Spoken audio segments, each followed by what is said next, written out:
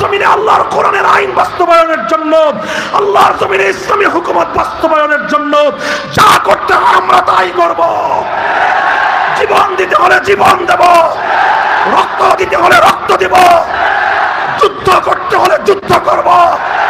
যদি প্রয়োজন হয় 2000 নয়, 2 লক্ষ নয়, 2 কোটি তাজা প্রাণ শহীদ ঈদগাহে জমায়েত হতে প্রস্তুত থাকবো। সেই শহীদ ঈদগাহে আল্লাহর কোরআনের আইন বাস্তবায়নের জন্য শহীদ ঈদগাহে কারা কারা যাবে, কারা কারা যাবে? আইন এবং বিধান তৈরি করতে পারবে। মানুষের আইন এবং বিধান তৈরি করবার শর্ত হলো যে মানুষ আইন করতে পারবে এই শর্তে যে মানুষের আইন কোনোদিন আল্লাহর আইনের বিরুদ্ধে যেতে পারবে না। কোন মানুষ আল্লাহর আইনের বিরুদ্ধে আইন তৈরি করতে পারবে না। সারা দুনিয়ার সমস্ত মানুষ মিলেও আমার আল্লাহর ছোট্ট একটা আইনের বিরুদ্ধে আইন করতে পারবে না। সারা দুনিয়ার 700 কোটি মানুষ যদি একটা আইন করতে চায় আর আমার আল্লাহ যদি এর বাইরে চান, আমার আল্লাহর আইনের বাইরে গিয়ে 700 কোটি মানুষ একত্রিত হয়েও আল্লাহর ছোট্ট একটা আইনের 1000 ভাগের 1 ভাগ ব্যতিক্রম করবার বিরুদ্ধে যাওয়ার অধিকার নাই।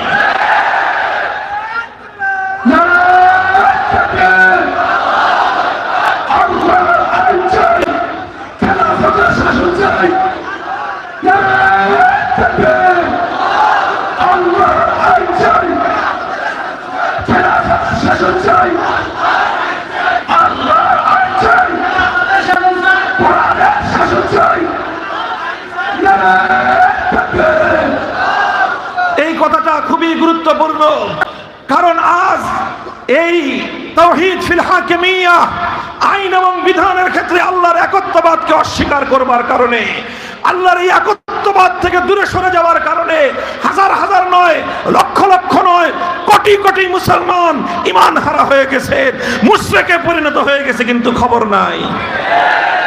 বহু মুসল্লি আছে ঈমান নাই, বহু আলহাজ হাজি গাজী ঈমান নাই, বহু আছে। কারণ তারা আইনের ক্ষেত্রে আল্লাহর সঙ্গে অহরহ তারা শিরক করতেছে। শিরক করলে কোনো মানুষের ঈমান থাকতে পারে না। সুতরাং মানুষ আইন করতে পারবে, কতটুকু আইন করতে পারবে? আল্লাহর আইনের বিরুদ্ধে যেতে পারবে না মানুষের কোনো আইন। মানুষের আইন যদি আল্লাহর আইনের বিরুদ্ধে চলে যায়, যে মানুষ আল্লাহর আইনের বিরুদ্ধে আইন করবে সেই মানুষটাকেই বলা হবে তাগুত। কারণ সে আল্লাহর আসনে বসতে চায়। যে আইন আল্লাহ করেছেন, আল্লাহর সে আইনকে বাতিল করে, আল্লাহর সে আইনকে পরিবর্তন করে, আল্লাহর সে আইনকে অস্বীকার করে যেই মানুষ কোন আইন তৈরি করবে সেই মানুষটাকেই বলা হবে তাগুত। আল্লাহর আইনের বিরুদ্ধে যদি আইন করে কোন রাজা বাদশা, সেই রাজা বাদশাকে বলা হবে তাগুত। আল্লাহর আইনের বিরুদ্ধে যদি কোন আইন জারি করে কোন রাষ্ট্রপতি, সেই রাষ্ট্রপতিকে বলা হবে তাগুত। আল্লাহর আইনের বিরুদ্ধে যেই প্রধানমন্ত্রী আইন জারি করবে সেই প্রধানমন্ত্রীকে বলা হবে তাগুত। আল্লাহর আইনের বিরুদ্ধে যেই মন্ত্রী পরিষদ আইন অনুমোদন দিবে সেই মন্ত্রী পরিষদকে বলা হবে তাগুত। আল্লাহর আইনের বিরুদ্ধে যদি কোন আদালত অথবা কোন বিচারপতি কোন আইন জারি করে সেই আদালত এবং বিচারককে বলা হবে তাগুত। আল্লাহর আইনের বিরুদ্ধে কোন আইন পরিষদ, কোন সংসদ যদি কোন আইন পাশ করে সেই সংসদ, সেই আইন পরিষদকে বলা হবে তাগুত।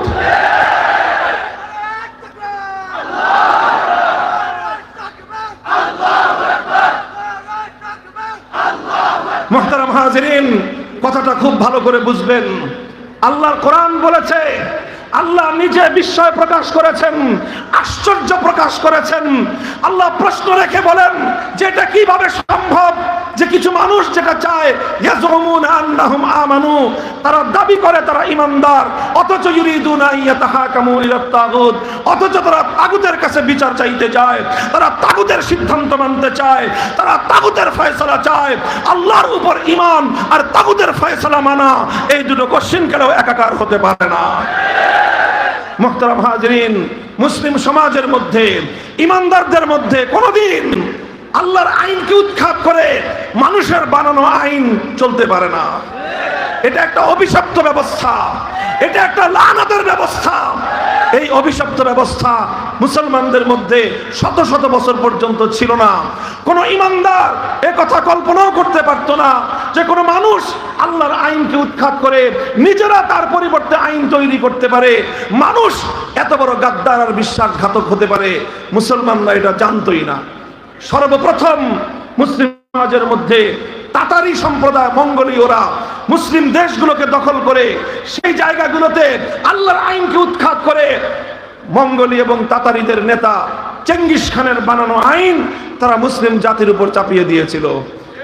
সবচেয়ে বড় অভিশাপ মুসলমানদের এই 1000 বছরের ইতিহাসে, 1500 বছরের ইতিহাসে মুসলিম জাতির উপর যদি সবচেয়ে বড় কোনো অভিশাপ থেকে থাকে, 1500 বছরের ইতিহাসে মুসলমানদের জন্য সবচেয়ে বড় কোনো বিপদ যদি থেকে থাকে, 1500 বছরের ইতিহাসে মুসলমানদের জন্য সবচেয়ে দুঃখজনক কোনো বিষয় যদি হয়ে থাকে, মুসলমানরা নিহত হয়েছে এটা দুঃখজনক নয়, হাজার হাজার লক্ষ কোটি মুসলমান শাহাদাত বরণ করেছে এটা তত বড় দুঃখজনক নয়, সারা পৃথিবীর রাজত্ব মুসলমানদের হাত ছাড়া হয়ে গেছে এটা বড় দুঃখজনক বিষয় নয়, দুনিয়ার সম্পদগুলো মুসলমানদের হাত ছাড়া হয়ে গেছে এটা বড় দুঃখজনক বিষয় নয়, মুসলমানদের সন্তানদেরকে তাদের মায়ের কোল থেকে কেড়ে নিয়ে হত্যা করা হয়েছে এটা বড় দুঃখজনক নয়, বরং সবচেয়ে বড় দুঃখজনক বিষয় হলো মুসলিম জাতির উপরে আল্লাহর আইন উৎখাত করে মানব রচিত তাগুতের আইন চাপিয়ে দেওয়া হয়েছে, এটাই সবচেয়ে বড় অভিশাপ।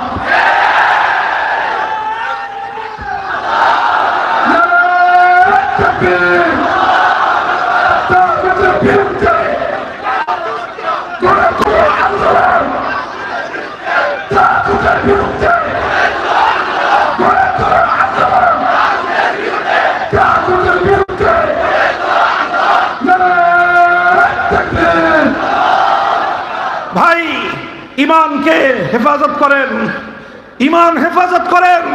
ওয়াজ মাহফিল অনেক করেছেন, ওয়াজ অনেক করেছেন, নামাজ পড়েছেন, মিলাদ মাহফিল পড়েছেন, হজ করতে যান বছর বছর, রমজানে রমজানে উমরা করতে যান, অথচ তাগুতের গোলামি করেন। এক কানাকড়ি পরিমাণ মূল্য নাই, এক কানাকড়ি পরিমাণ আপনার এই ইবাদতের কোনো মূল্য নাই। সর্বপ্রথম আপনাকে ঈমান দুরস্ত করতে হবে, সর্বপ্রথম আপনাকে তাওহীদের উপর উঠতে হবে, আর তাওহীদের উপর উঠতে হলে তাগুতকে অস্বীকার করতে হবে, তাওহীদের উপর উঠতে হলে তাগুতের বিরুদ্ধে লড়তে হবে, তাগুতের বিরুদ্ধে সংগ্রাম করতে হবে, তাগুতের বিরুদ্ধে যুদ্ধ করতে হবে, যুদ্ধের প্রয়োজন হলে যুদ্ধ করতে হবে, রক্তের প্রয়োজন হলে রক্ত দিতে হবে, জীবন দিতে হলে জীবন দেওয়ার জন্য প্রস্তুত থাকতে হবে।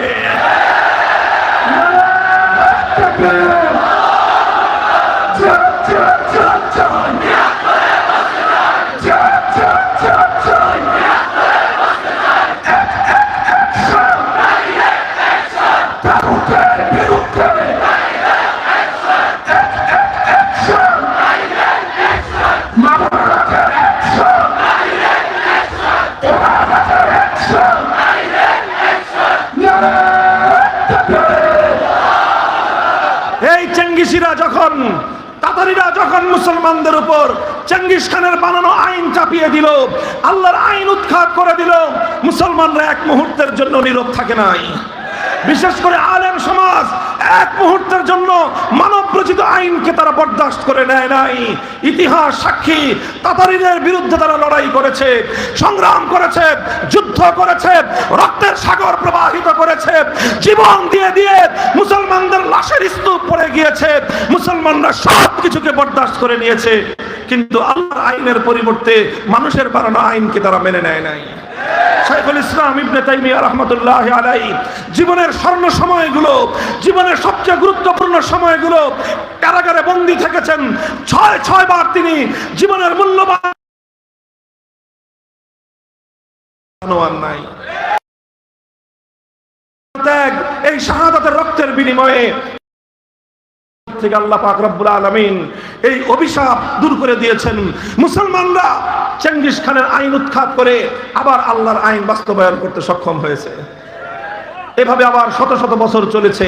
সালতানাতে ওসমানিয়া, খেলাফতে ওসমানিয়া 700 বছর পর্যন্ত ওসমানী খেলাফত ছিল মুসলিম বিশ্বের মধ্যে। শাসন করত খলিফা, আইন ছিল কার? শাসন করত খলিফা, আইন ছিল কার? আমাদের এই পাক ভারত উপমহাদেশে 800 বছর পর্যন্ত মুসলমানদের রাজত্ব ছিল। এই দীর্ঘ সময়ে, অধিকাংশ সময়ে শাসন করেছে মুসলমান, শাসন করেছে সুলতান, শাসন করেছে বাদশাহ, আইন ছিল কার? এরপরে আসলো 18 শতাব্দী। 18 শতাব্দীতে এসে মুসলিম উম্মার উপর আবার সেই বিপদ নেমে আসলো, মুসলমানদের উপর আবার সেই বিপদ চেপে বসলো। পশ্চিমা ইউরোপিয়ানরা মুসলমানদের উপর আগ্রাসন চালালো। ব্রিটিশ আমাদের ভারতবর্ষ দখল করে নিল। ফ্রান্স, ইটালি মুসলমানদের মধ্য এশিয়ার, আফ্রিকার বিশাল অঞ্চল তারা দখল করে নিল। দখল করে নেওয়াটা বড় বিষয় ছিল না, সবচেয়ে ভয়ঙ্কর বিষয় ছিল মুসলিম জাতিকে তারা দখল করে মুসলিম জাতির উপর আল্লাহর আইন উৎখাত করে, ব্রিটিশ প্রবর্তিত আইন, পশ্চিমা ইউরোপিয়ানদের বানানো আইন মুসলমানদের উপর তারা চাপিয়ে দিয়ে। মুহতারাম হাজিরিন, যখন এই ভারত উপমহাদেশের, এই ভারত বাংলা এই উপমহাদেশের উপর যখন ব্রিটিশের প্রবর্তিত আইনের অভিশপ্ত বিধান চেপে বসলো, তখন আমাদের পূর্বসূরীরা যাদেরকে নিয়ে আমরা গৌরব করি, যাদেরকে নিয়ে আমরা অহংকার করি, এক মুহূর্তের জন্য তারা নীরব বসে থাকেন নাই। যা সামর্থ্য ছিল সবটুকু নিয়ে তারা সেই ব্রিটিশ বেনিয়াদের বিরুদ্ধে, সাম্রাজ্যবাদের বিরুদ্ধে তারা রুখে দাঁড়িয়েছিলেন। 1803 সালে শাহ আব্দুল আজিজ মুহাদ্দিস দেহলভী রহমতুল্লাহি আলাইহি তিনি ফতোয়া জারি করেছিলেন যে এই ভারতবর্ষে মুসলমানদের সংখ্যা যতই থাকুক, ভারতবর্ষে মুসলমানরা যতই নামাজ রোজা রাখুক, কিন্তু এখন আর এই মুসলিম দেশগুলোতে, এই মুসলিম অঞ্চলগুলোতে আল্লাহর আইন নাই। যেখানে আল্লাহর আইন চলে না, ইসলামের আইন চলে না, সেটাকে ইসলামের দেশ দারুল ইসলাম বলা যায় না। তিনি বললেন এটা এখন দারুল হারাব, এটা এখন শত্রু কবলিত দেশ। ব্রিটিশরা দেশকে দখল করে এই দেশের উপর তাদের বানানো আইন তারা চাপিয়ে দিয়েছে। সুতরাং তিনি ফতোয়া জারি করলেন, ব্রিটিশ প্রবর্তিত এই আইন উৎখাত করে আবার আল্লাহর আইন, কোরআনের শাসন ব্যবস্থা ফিরিয়ে আনার জন্য জিহাদ করা প্রত্যেক মুসলমানের জন্য ফরজে আইন। তিনি যখন এই ফতোয়া দিলেন, এই ফতোয়া বন্যী শিখার মতো জ্বলতে লাগলো। এই ফতোয়ার আলোকে আলেমরা ব্রিটিশদের বিরুদ্ধে জিহাদ করার জন্য প্রস্তুতি নিলেন। 1831 সালে বালাকোটের রণাঙ্গনে জিহাদ হলো, শহীদ হলেন সৈয়দ আহমদ শহীদ রহমতুল্লাহি আলাইহি। 1857 সালে শামেলির রণাঙ্গনে জিহাদ হলো, শহীদ হলেন হাফেজ জামিন শহীদ রহমতুল্লাহি আলাইহি।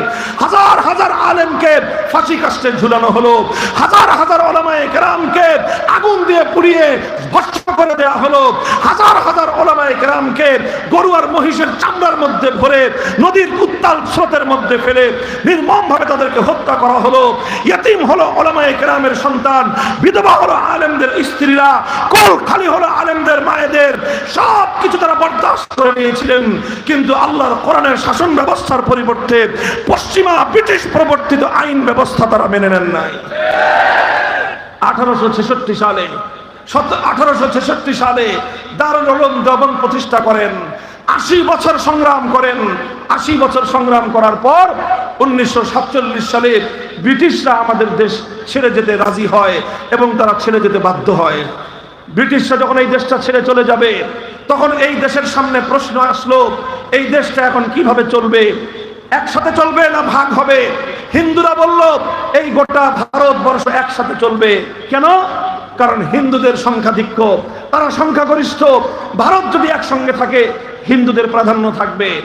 আর অধিকাংশ মুসলমানরা বলল যে না, আমাদের এত বড় দেশের দরকার নাই, আমাদের এত বড় সাম্রাজ্যের প্রয়োজন নাই।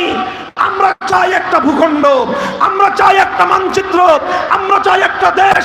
সেই দেশটা ছোট হতে পারে, সেই দেশটা গরিব হতে পারে, সেই দেশটা অনুন্নত হতে পারে, কিন্তু সিংহভাগ অধিকাংশ মুসলমানের হৃদয়ের তামান্না ছিল আমরা এমন একটা দেশ গড়ব যে দেশে আইন চলবে কার?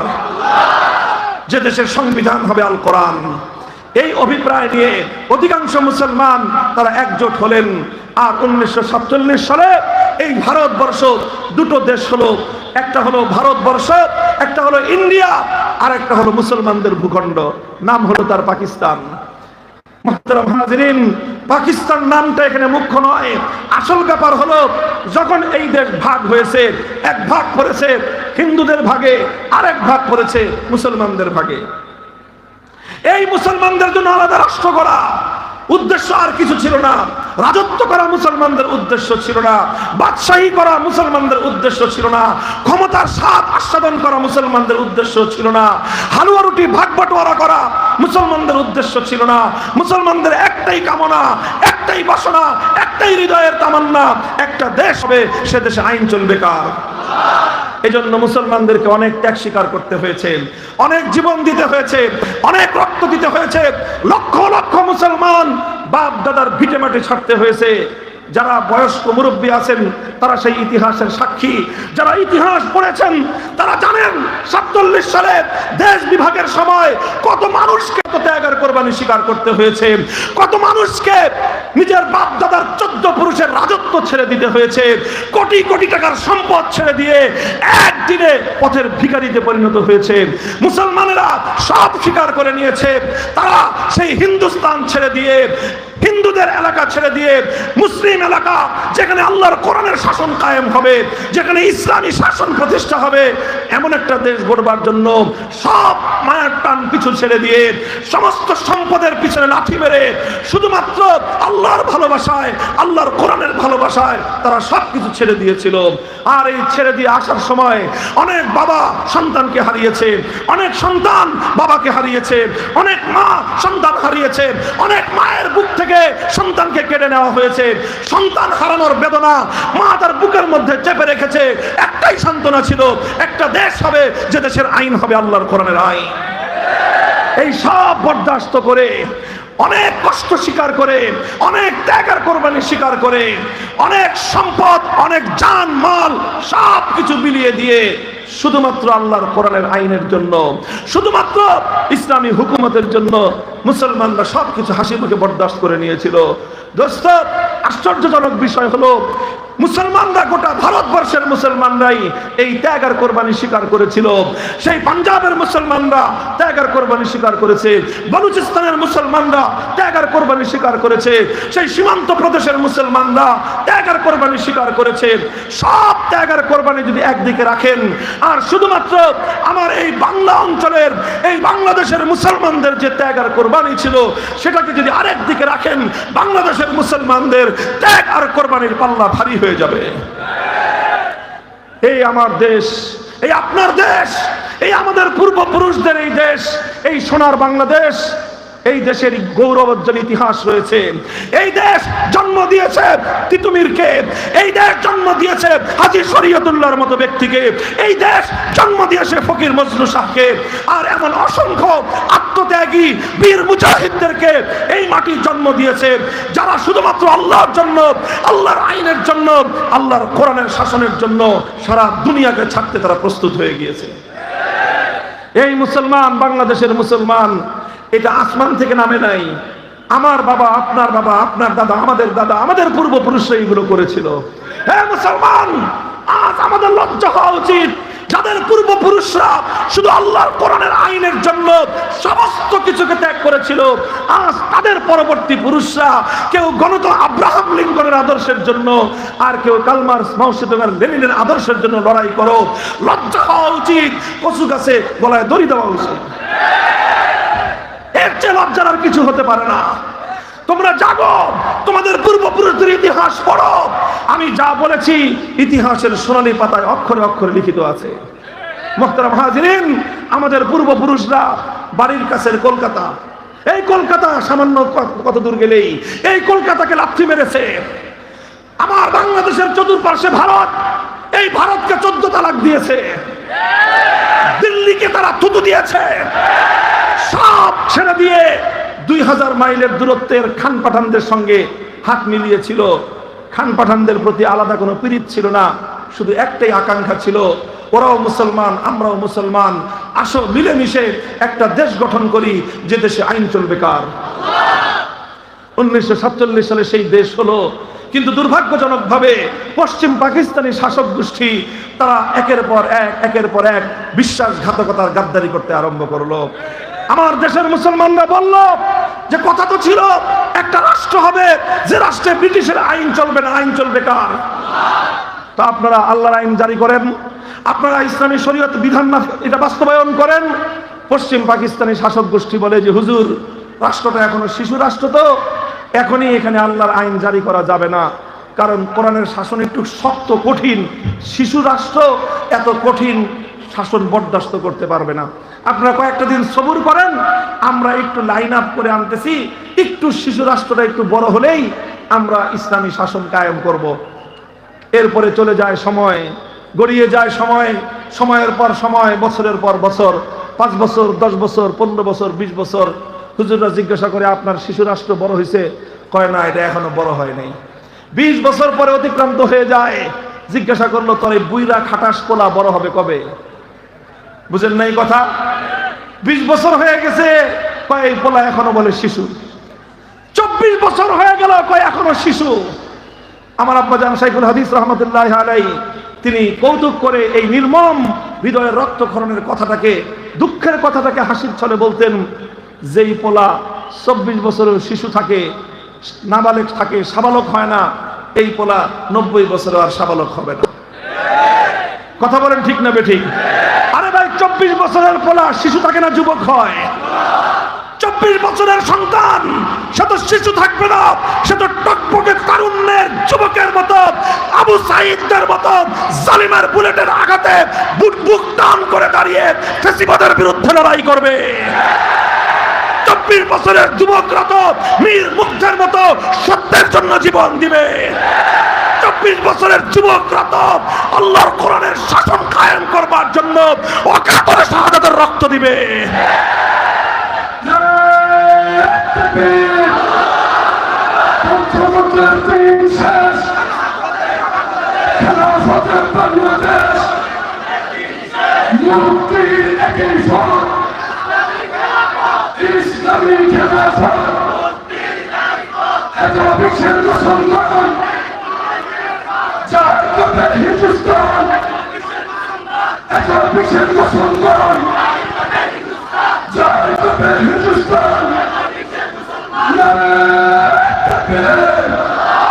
মুহতারাম হাজরিন, যখন 24 বছরও এই শিশু আর সাবালক হইল না, বড় হইল না, তখন এদেশের মানুষ সিদ্ধান্ত নিল, যেই পোলা 24 বছরেও বড় হয় না, এই পোলার দরকার নাই, এ রাষ্ট্রের দরকার নাই।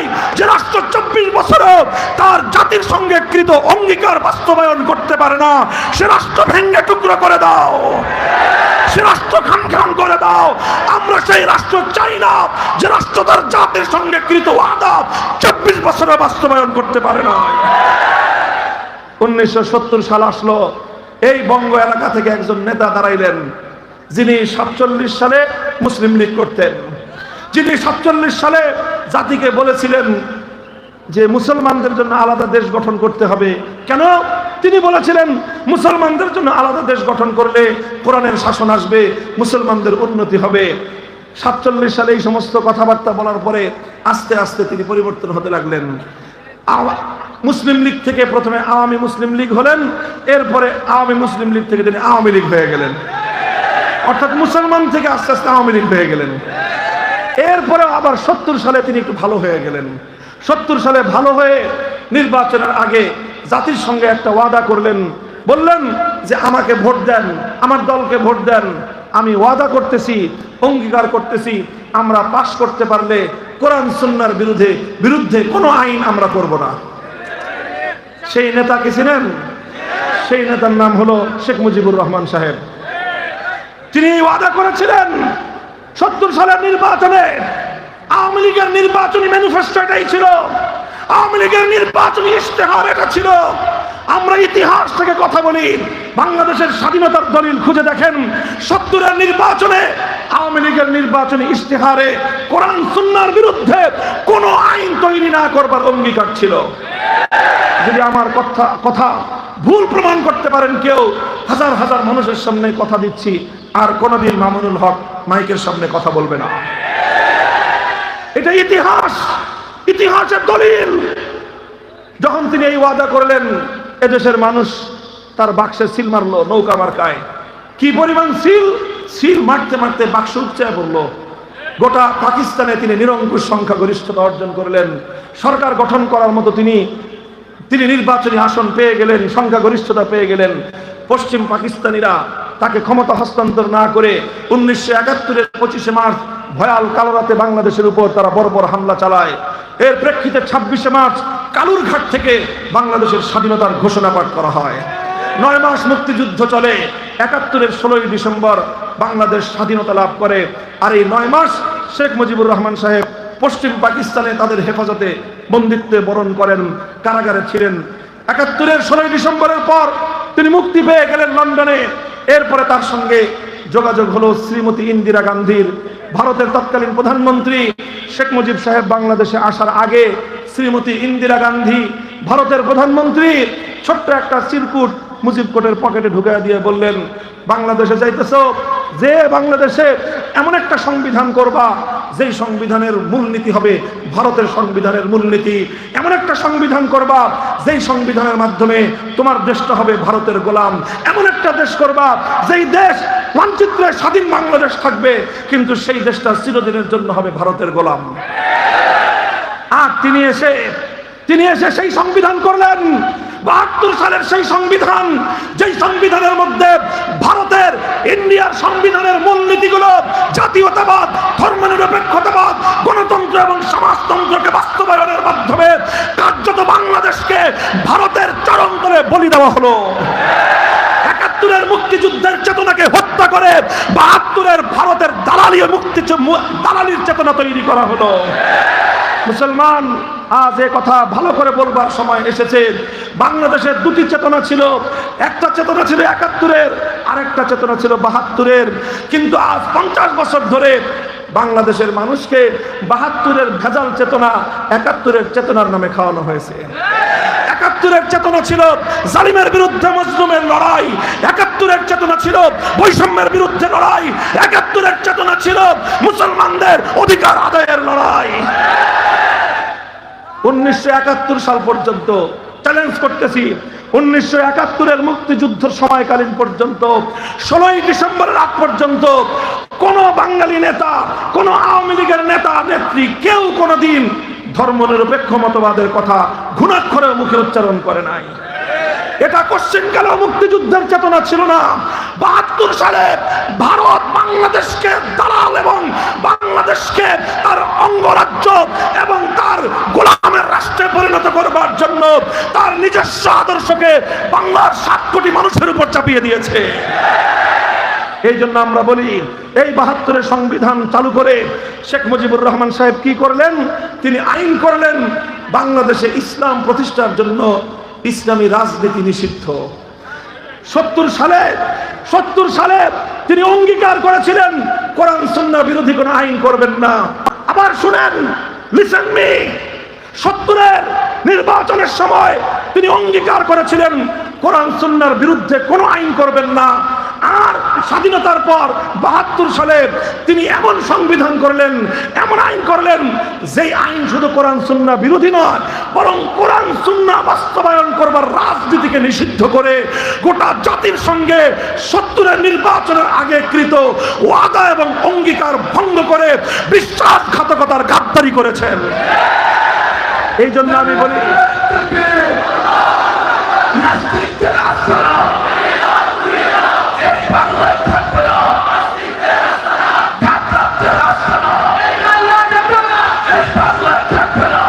মুহতারাম হাজিরিন,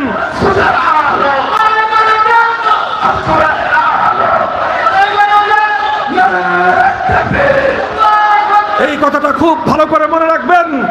৭০-এর নির্বাচনের সময় শেখ মুজিবুর রহমান সাহেবের কোরআন সুন্নাহ বিরোধী আইন তৈরি না করবার ঘোষণা, এটা ছিল তার জীবনের সবচেয়ে বড় পুণ্যময় কাজ।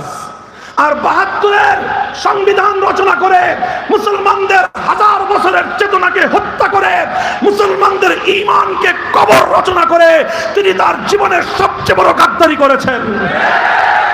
আর সেই গাদ্দারির প্রায়শ্চিত্ত করতে হয়েছে তাকে ৭৫-এর ১৫ই আগস্ট। ইতিহাস আর বলবো না। ৭৫ সাল থেকে আজ ২০২৪ সাল, ৫০ বছর অতিক্রান্ত হতে চলেছে। আজও পর্যন্ত মুসলমানদের যে সেই কামনা ছিল, মুসলিম জাতির যে বাসনা ছিল, আমার এবং আপনার পূর্বপুরুষদের যেই উদ্দেশ্য ছিল, যেজন্য তারা অনেক কোরবানি স্বীকার করেছিলেন, অনেক যুদ্ধ করেছিলেন, অনেক জীবন দিয়েছিলেন, অনেক রক্ত দিয়েছিলেন, এমন একটা দেশ চাই যে দেশে আইন চলবে কার।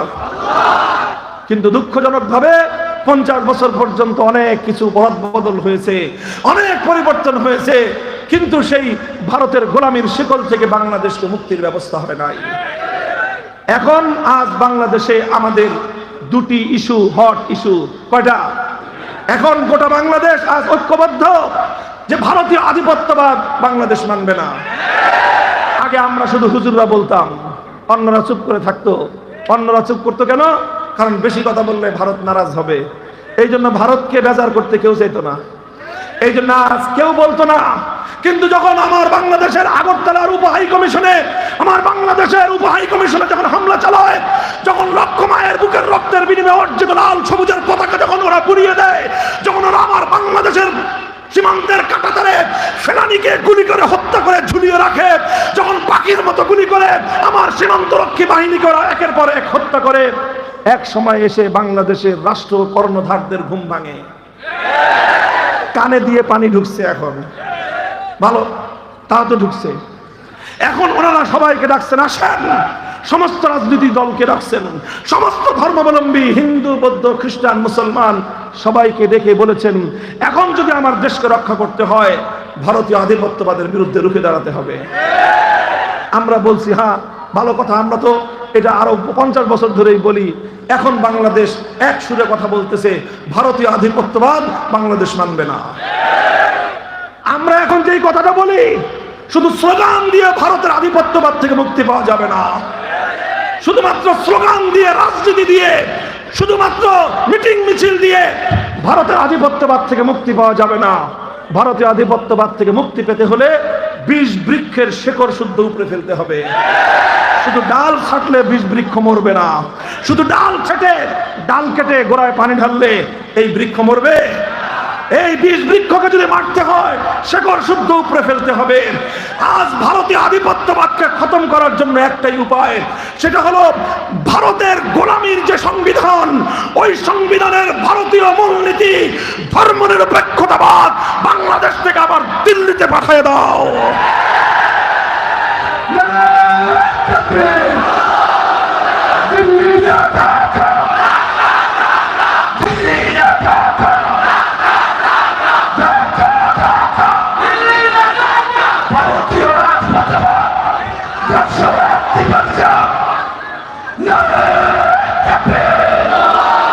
এই হলো ভারতীয় আধিপত্যবাদ থেকে মুক্তির উপায়, হলো সংবিধান থেকে ভারতীয় দালালির আইন, সংবিধান থেকে ভারতীয় দালালি আর গোলামির নীতি এটা ভারতে পাঠিয়ে দিতে হবে। যেরকম ভারতীয় সেবাদাসী ভারতে পাঠিয়ে দেওয়া হয়েছে, এটা আমরা এখন দাবি তুলতেছি, কথায় কথায় বলতেছি। আমরা আশা করি আমাদের এই কথাগুলো তরঙ্গায়িত হতে হতে কর্ণধারদের কানে গিয়ে পানি ঢুকায় দিবে। কথা বলেন ঠিক না বেঠিক? এবং আমরা আশা করি বাংলাদেশের মুসলমানদের অভিপ্রায়, তাদের চেতনাকে আমার রাষ্ট্রীয় কর্ণধাররা বুঝবার চেষ্টা করবেন। আগস্ট বিপ্লবের পর এই বাংলাদেশ আর সেই বাংলাদেশ নাই, এটা বুঝবার চেষ্টা করবেন।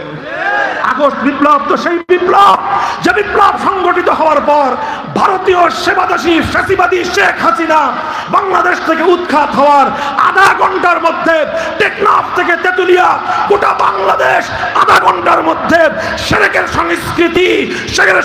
সংস্কৃতি মূর্তি থেকে পবিত্র হয়েছে। ভাস্কর্যনামক সমস্ত মূর্তি ভেঙে গুড়িয়ে দেওয়া হয়েছে। এটা কারা গুড়িয়েছে? বিপ্লবীরা। বলেন কারা গুড়িয়েছে? যারা বিপ্লব করেছে সেই বিপ্লবীরাই মূর্তি গুড়িয়েছে। সুতরাং এটাই হলো আগস্ট বিপ্লবের সিম্বল।